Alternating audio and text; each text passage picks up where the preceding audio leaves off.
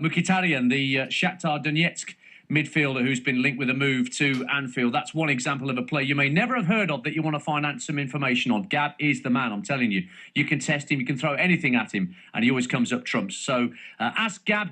Just send your tweets into @talkSportKO and put Ask Gab as your hashtag, and he will do the rest. But first things first, Roberto Martinez, well, it looks a fait accompli, doesn't it, that he's going to be the next manager at Everton. Everton have said nothing, but it appears that Dave Whelan, the Wigan chairman, has had plenty to say, saying that it'll all be done and dusted within 48 hours. Are the Everton fans then getting a manager that they can trust to take them forward in the Premier League and elsewhere? Well, a chap that runs EFC FeelinBlue.com, one of the main Everton fan sites, is Mark Finnegan. He joins me on the line now. Good evening to you, Mark. Hi, thanks. Good evening. Nice to have you on the show, Mark. It seems quite split, actually, between members of the press about what they perceive of Roberto Martinez as a manager. What are your thoughts, as it seems so obvious that he's on his way to you?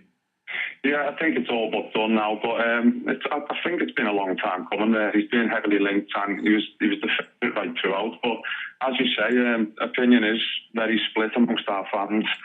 Some are saying keep focusing on relegation and his defensive record at Wigan. Others are looking at the FA Cup win and the fact that he got Swansea promoted and he's young and up and coming. So I'm more one of them, really, one of the latter. I'm excited by it. I think he's young, he's got potential, he's on his way up in the game. He's bided his time, like he turned down a Liverpool job, I think an approach from Villa. So he's bided his time. He's been loyal to Wigan, which again is a good thing. So I think he's coming to Everton at a good time, really. I mean, it's a post-Moyes era, and I was a big Moyes fan, but Moyes is now gone. We wish him well, and the club moves on, and we move on without him. And I think, to be honest, I'm excited by the appointment. Just the perception is, Mark, that with Martinez in charge, the Everton players will be, well, Kevin Campbell was saying it earlier, be let off the leash a little bit more than they were under David Moyes. Fair comment? Yeah, I would agree. I read Campbell's comments, and I have to agree. He sort of said there's a breath of fresh air. I mean, as much as I was his fan, he wasn't the most ambitious tactician. He stuck with one up front. He did resort to last season, pushing Fellaini on. So hopefully if Martinez comes in, new ideas, a fresh approach. We all saw how Wigan's FA Cup campaign last season, how he likes to get the ball down and play. I mean, it was no fluke then winning that FA Cup that passed away to the final, and he deservedly won it, in my opinion. So I think, he may bring, we've already got a good crop of players, and we were the sixth best side in the league. We were there all thereabouts throughout.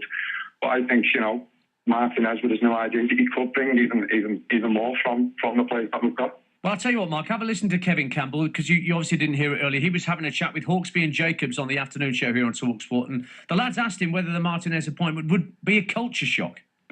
I think there will be a bit more attacking play, but culture shift, I just think Everton have earned their spurs. The players have done really well defending, and I don't think it would harm the team to be a bit more expansive going forward. Obviously, there's two sides to the game. It's with and without the ball. But I think, Roberto Martinez is going into Everton, and, Everton have been up and around that top 6, top 7 spot for every season under David Moyes for a long time now. So, he's going in with probably a better players and a better squad who know the Premier League pretty well. I think Roberto Martinez is going to be a breath of fresh air for Everton. I really do. I think, the way he plays the game, I think the fans are going to like the style. I think the players are going to improve. I think that's really important. Sort of like the restrictions are going to be cut off some of the players, because Everton have got wonderfully gifted players. I just think, Martinez going in there is going to probably give them a new lease of life, and it will be nice to see them score even more goals. That's Kevin Campbell speaking with Hawksby and Jacobs this afternoon on talkSPORT. Don't forget Paul and Andy back tomorrow from 1 p.m. I'm chatting with Mark Finnegan, who runs the EFC FeelinBlue.com website, about Roberto Martinez's potential appointment. Mark, when you hear Dave Whelan, the Wigan chairman, saying that he doesn't necessarily have a problem if Roberto Martinez comes back to Wigan to buy players if they're at the right price, does that interest you? Because obviously people will look at a relegated side in Wigan and go, well, what use are those players to a side that's pushing for European football and beyond? Well, I mean, there's one or two that stand out. The obvious names, Kone up front, maybe McCarthy in midfield. That's about it, really. But, I mean, if he does go back into his former club, I can see them too. And I don't know, maybe DeSanto up front, maybe the only names that he may go for. But, yeah, you're right, they are being relegated. But, you know, he's got a good crop of young players there at Wigan that will bounce back. And it was just this season was one too many for them in the Premier League. But another question is, if he goes back into the players, it's whether they all know he gets the money to Everton, because, you know, our financial situation isn't the best.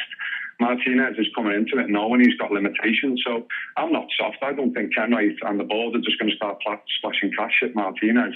Well, that surely all depends as to whether big offers come in for Fellaini and Bain, two of the two players that are consistently linked with clubs like Manchester United, Mark. True, that's it. I mean, everyone talks about the new TV money.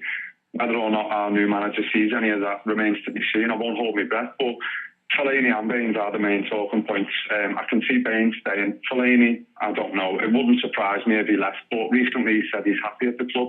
So maybe he sees the new manager and the new era as a fresh project for him, and he's always said he wants to get in the Champions League. Well, I'm hoping that he'll stay with Everton and do it, rather than just us selling him to then build around our own team, because we've been so used to doing that over the past few years. It looks as though he won't be able to bring in too many of his backroom staff with him. That remains to be seen, of course, Mark. But there is still the question of how to accommodate people like Alan Stubbs, who've been at the club for an awful long time and helping on the youth development side. I presume you'd rather he stuck around and they can forge some sort of relationship. I mean, I think the setup is fantastic, and the academy, the young lads that we've got there and the young coaches, we've got a really bright future. Now, there was noises about Stubbs, Weir, Ferguson, Steve Round even got mentioned about, you know, becoming the next manager, and maybe they will in the future. At the moment, I think the time's not now, and we need someone with a bit of managerial experience to come in. But yeah, I agree. I think with Stubbs, there's a place for them there. There'll always be a place for them there. Stubbs is in charge of the under-21s. Yep. So he saw all the young players, he's bringing them through. So, yeah, I think the future's bright, and we may have a future Everton manager there amongst the ranks. What constitutes success, progress, call it what you will, for Everton next season? Right, well, there's progress on the pitch. Martinez needs to come in and just maintain what Moyes has done. But we don't just want to settle for sixth place. We want to, like Neville Southall said on your station the other day, we want to aim for the top. We know we're not going to win the league. We're not stupid. But let's aim for the top. And if we finish second, third, fourth, you know, at least we're aiming up there. Southall said it the other day, and I agreed with him, the board and the players. Let's show the ambition that the fans have got, because we want Everton back, you know, to the good old days. And with a bit more, if the board pull the fingers out, give Martinez a bit more backing, then maybe we can kick on next season. So, I mean, at one point this season we did look like we were going to give Champions League a really good goal, but unfortunately it fell away. I think that came down to the fact we haven't got a massive squad, and overall it took its toll. But, you know, with the addition of one or two, who knows? Okay, but more of a goal with next season. That sounds to me, Mark, as though a trophy isn't necessarily top of your shopping list for next season. It's fairly realistic. But judging by what you say there, Bill Kenwright still has an awful lot to prove from your point of view, or am I reading that wrong? Well, again, opinions very split on this amongst our fans. Now, Kenwright, he has done his best, okay. Some will argue he's not, but is he doing his best to sell the club or market the club or run the club as a brand? I would question that, because, I mean, it's gone on for a while now, and you see other clubs getting investments, money from here, there and everywhere. I'm not to say that we want some flash-in-the-pan owner to come in and ruin the club, but, you know, maybe they could get the right people in to market the club better and find a buyer, find investors, so Everton can kick on to that next level to bring the glory days back. At the moment, a lot of our fans feel like we're stagnating, and to be honest, it is frustrating having to sell players year on year. And in January, if Everton would have went out and splashed a bit of money, we could have maybe made a fourth or third place finish, and then you get the Champions League money, so Everton would make that money back. But it didn't happen. Moyes left. We didn't sign any players. The season sort of fell away. It just fizzled out, and then we go again. So it'll be interesting to see off the field what happens as well. But I'm trying to focus on the new manager and the new era. Good stuff, Mark. Appreciate your time. Thanks for coming on this evening.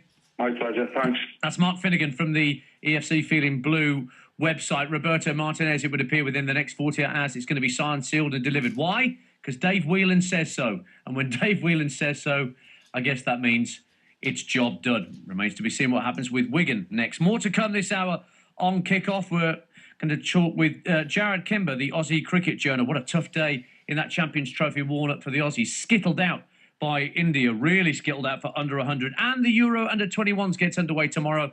We'll be in Israel before too long to get the latest ahead of England's opener against Italy. This is Kickoff on talkSPORT.